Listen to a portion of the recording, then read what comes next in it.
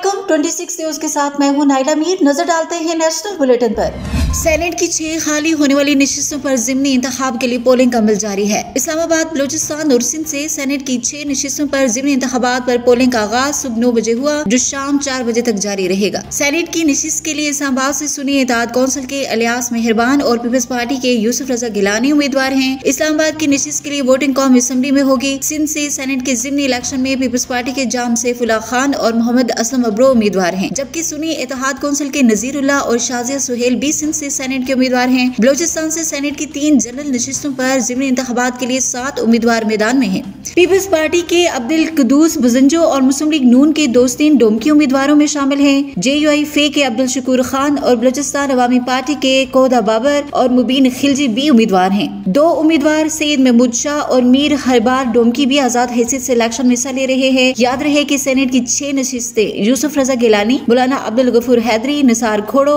जाम Mehtab, Prince Ahmad Umar और सरफराज बुगटी के मुस्ताफी होने के बाद खाली हुई थी।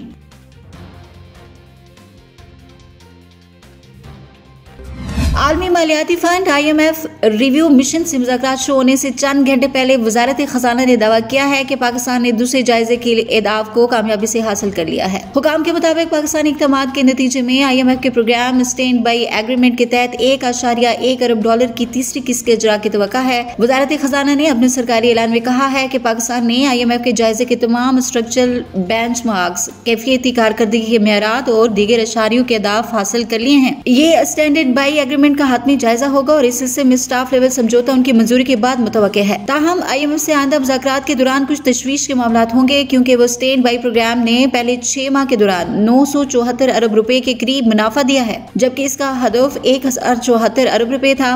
FBR ने मौजूदा हुकूमती बंदोबस्त के इक़्तिदार में आने के बाद जो रीफंड्स दिए हैं वो भी बहुत ज्यादा हैं। IMF FBR की मार्च 2024 तक एहदाफ हासिल करने की सलाहियत के हवाले से 879 अरब रुपए पर खड़ा है।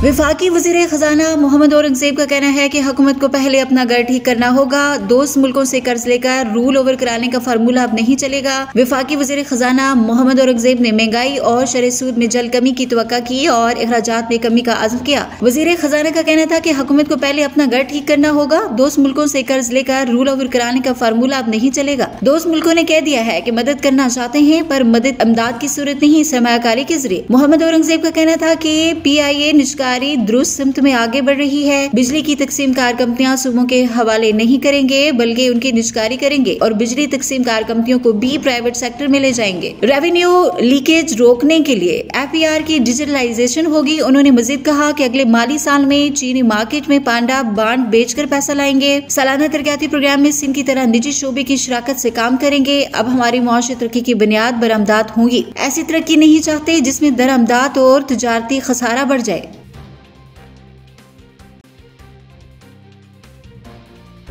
वज़ीर आला खैबर पख्तूनख्वा अली अमीन गंडापुर ने वज़ीर आज़म शहबाज शरीफ से मुलाकात के बाद कहा है कि वज़ीर आज़म से मुलाकात मस्बत रही और उन्हें ताउन का यकीन दिलाया है और मुतालबात भी तस्लीम किए हैं। वज़ीर आज़म ऑफिस के मुताबिक वज़ीर आज़म शहबाज शरीफ से वज़ीर आला खैबर पख्तूनख्वा अली अमीन गंडापुर की मुलाकात हुई। वज़ीर आज़म ने वज़ीर आज़म हाउस आमद पर वज़ीर आला खैबर पख्तूनख्वा का खैर मकदूम किया। मुलाकात में वज़ीर खारजा इसहाक डार, वज़ीर दिफा ख्वाजा आसिफ, वफाकी वज़रा एहसन इकबाल, अमीर मुकाम और आला सरकारी अफसरान भी मौजूद थे। वज़ीर आज़म ऑफिस के मुताबिक वज़ीर आला खैबर पख्तूनख्वा ने वज़ीर आज़म को सूबे के इंतजामी उमूर से तफसीली आगाह किया। मुलाकात के बाद वफाकी वज़ीर मनसूबाबंदी एहसन इकबाल के साथ मीडिया से बातचीत करते हुए वज़ीर आला खैबर पख्तूनख्वा ने कहा कि वज़ीर आज़म से तमाम उमूर पर मस्बत अंदाज में बातचीत हुई है। उन्होंने कहा कि वज़ीर आज़म ने माली मुश्किलात से आगाह किया, ऐसा कोई मुतालबा नहीं करेंगे जो वफाकी हुकूमत के लिए नामुमकिन हो। वज़ीर आज़म ने यकीन दिलाया कि सूबे के वाजिबात अदा करेंगे।